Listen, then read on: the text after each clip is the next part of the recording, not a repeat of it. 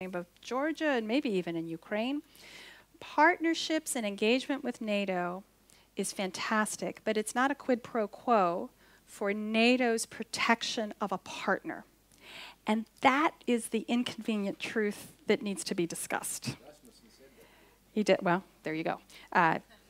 Can't beat that. So that's what everyone has to be clear about. We welcome Sweden's close engagement as a partner. We value it. But it's not going to provide Sweden with protection, God forbid, if it ever needs it, because that's not in our treaty obligations. And we have to be clear with one another on that. And that's why, again, it has to be a national discussion about, you know, the future of Swedish national defense and what that means. Oh yeah, you guys can chime in here. So first, I'm taking Magnus, the microphone if you would Sure. draw something from your list of priorities. Sure. Yeah. No, and again, I take the point with austerity and overstretch. I take the point, but just a couple of points. And first of all, NATO has recently actually undertaken 2 wars at the same time. We did Afghanistan and we did Libya actually at the same time. So some of that pressure is obviously coming off. Libya is over and Afghanistan is winding down. So that may actually relieve some of the pressure on some resources as they come home. But again, there is a lack of money and funding and so forth. But again, the pressure may come off as we near the end of 2014. So that's on resource. Another thing too, I do think there's a silver lining to austerity, and I think historically you can see this, that in some ways. Austerity actually sort of disciplines you to think and disciplines you to be strategic about what really matters. And in some ways, it's actually, if you have a lot of resources, it's actually really easy to squander them. I would actually, in the US case, I would argue that we've seen a ton of waste of defense resources over the last 10, 15 years, and they actually have not been put to good use. So there may be a silver lining to austerity because it forces us to be economical and cooperate and really sort of put our money where they're best needed. So I guess I'm slightly more optimistic that we actually do have some resources available. And at the end of the day, Europe still spends a lot on defense. Not as much as the US, I get it. But sort of in aggregate, Europe is still a big spender on defense. And we can probably use that more rationally. In the case of what NATO can offer Sweden, and again I agree with Heather, there is a line between partner and ally, but I would argue at this stage there may be for those of us or for those NATO allies who would like to see a Sweden and Finland join NATO at some point, to find ways to extend the partnership and keep that going, even though that may not be a strategic priority for NATO sort of partnership per se. Being able to maintain that and expand where it's possible may help shape the space for Sweden and Finland to sort of go through their own thinking on their future relationship with NATO. I'm a big believer in that if you get pushed from the outside, that people may resent that. No one likes to be told what to do by others. But if it can be encouraged and the relationship can be further expanded and there can be sort of NATO appreciation for Sweden's and Finland's role, that may in a helpful way sort of shape the policy space for moving forward. If I may just confuse everyone completely, and please don't think that I'm saying you should bet on this, because that's not what I'm saying. Of course, there are, examples where the U.S. has gone to war to aid countries that have not been allies. For example, Kuwait actually did not have a security guarantee from the United States. So depending on, I'm not saying that anyone should bet on that. That's not what I'm saying. But depending on strategic circumstances, and Lord knows what it looks like in 5-10 years. But just to be absolutely sort of intellectually honest, the U.S. certainly has fought, even though there's not a treaty. Okay, Mike. Right. On the issue of NATO overstretch, I think we have to remember that the reason why both Sweden and most NATO countries in Europe, and to an extent the United States as well, cut down and changed its defense policy so much in the, well, let's say 10, 15 years ago, had nothing to do with austerity, really. It had to do with the peace dividend and the then perception that nobody would threaten any NATO country, nor Sweden for that matter, in any traditional territorial way. We simply dismissed that. Well, not everybody did, but most people did, and the decision makers did definitely. So we have the same problem here as many other NATO countries have, namely that we have readjusted or restructured our defense forces to something else. We are not really very good at territorial defense anymore. This goes as well. This has to do with Norway, for example. It has to do with Sweden in particular, but even for Germany and a lot of other countries as well. And as I said, this had not to do with austerity at that time. In that sense, Sweden's problems are the same as NATO's problems overall. And I think we have to think a lot in that direction, because we cannot, that's for financial reasons, simply impossible, reinvent again the kind of defense we had here in the 1980s with 800,000 troops and several hundred fighters and home-built tanks and boats and howitzers and what have you. That would cost a fortune for the next 5 generations, and nobody will want to do that. Okay, we started a couple of minutes late, so I will just steal 5 minutes of your coffee time for the last 2 questions. That will have to be very quick, and so the answers. So please, I will take them both at the same time. Bo Hugemark first.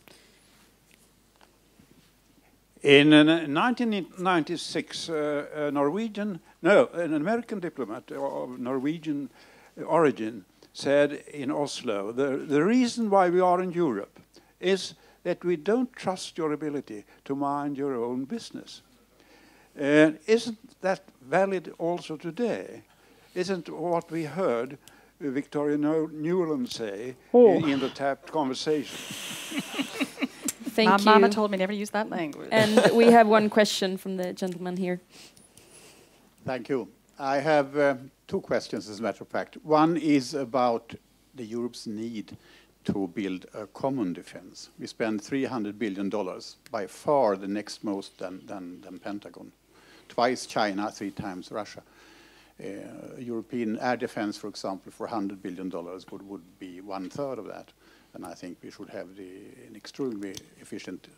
So that's why I would ask the United States to push Europe for coming together when it comes to building a common defense. Not perhaps totally, but start in some areas. Then I come to the next question, which is very crucial. 1998, United States solved the problem around Northern Europe when you started the US-Baltic Charter. That opened up for NATO and EU enlargement. Without the US-Baltic Charter in 1998, I'm not sure that we would end up with neither NATO or EU accession for the Baltics. So my question is, will there be a US-Ukraine charter? Wow. Okay, thank you. So the panel has approximately 30 seconds each to answer these 3 questions. The United States appears to have 2 leadership modes for Europe. Either get out of our way, we're going to have to tell you what to do because you can't handle your own situation, or can you guys just take care of your own backyard? We're busy, we'd like to go somewhere else, Asia, what have you. We have to learn a new approach, which means we stand together. Europe is going to have to be will need to shape this new policy approach to Russia. It is a transatlantic approach because the United States can do a whole lot of things, but if Europe is not joined with us, they mean little. So this is where we have to, and you're seeing this, you have to come at this together. It's not a trust your ability to mind yourself, and this is sort of the, we can't, this is more focused for Germany. Germans are bad and we have to prevent them from being bad. No. This means about coming together and defending the international system that we, the West, created. Or we say, you know what, Mr. Putin, you're right. This is really not that important to us. This is more important to you. We're a little busy. We'll do something else. If we choose that road, then we probably, the United Nations foundations, the tenets, certainly the OSCE, we can save a lot of money. We don't have to support those organizations anymore because they don't do anything. So this is really fundamental, and I can't reinforce how fundamental this is. This doesn't go about, what's happening in Sloviansk. This is fundamental to the international system. We would love Europe to build a common defense, quite frankly, but it seems at this moment in time, unable, unwilling to do so. Here's the good news, though. Europe still does have a lot of territorial defense capability. Now, it's not as great as we would like. What we would like to do, and I think the US and the NATO command structure is the best and the most efficient tool to help bring that and organize that together, and hopefully that will lead to a more European approach. You don't have the United States going, ooh, you know, common European defense, you know, competition. We're like, oh, please, dear God, bring it, you know, invest in it. We want it. We're not working against it, but it has not come forward organically. The U.S.-Baltic Charter, I stood on the shoulders of the U.S.-Baltic Charter as working through the Northern Europe Initiative, and then we eventually transitioned to the Enhanced Partnership in Northern Europe. You know, here's the thing with these, my concern is, you know, we have the Ukraine NATO Commission. We do create these entities to try to bring together, but you know what? There's not a consensus in Ukraine about moving forward, and they're certainly not in this crisis mode. I think we have to give Ukraine the opportunity at some future point to think through what its security interests are or aren't. Right now, it's trying to survive as an independent country. And so I'm not sure, you know, creating mechanisms, we can create them and point to them and they make us feel good that we have them. But I'm not sure right now that would maybe make us feel better, but I don't think it provides much meaning to allowing Ukraine to develop. If we're going to give anything to Ukraine, it should be, and this is a big leap, we're going to actually provide a lethal support to the Ukrainian military to help fight for their independence. That's where the question needs to be, I think, right now in the near term. And then hopefully they'll survive the day to talk about what they want their future security outlook to be, whether it's NATO, whether it's neutrality, whether it's whatever they want it to be. I hope they have the freedom to choose that at some point. In the interest of time, I just made 2 quick points on the question over here. First, I think Washington has passed that, and now is really seriously looking at, you know, Europe as a partner for global action on a whole range of issues, not only just security, and certainly that's something that both Obama and the Vice President has said on a number of occasions. What is interesting, though, is sort of who is seen as the go-to partner in Europe for various things. I think the UK has sort of fallen off in some ways. The relationship with Germany has been badly damaged by the fact that the NSA listened to Merkel's broke phone.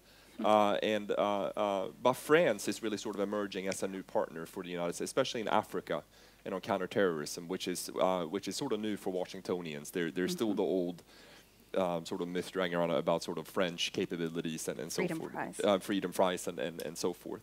So I think that's a really interesting thing to watch.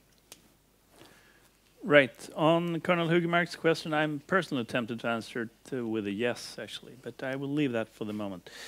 On Göran Lennmarker's question, though, I agree, or I could easily see that happening if you conceive of a common European defense within NATO.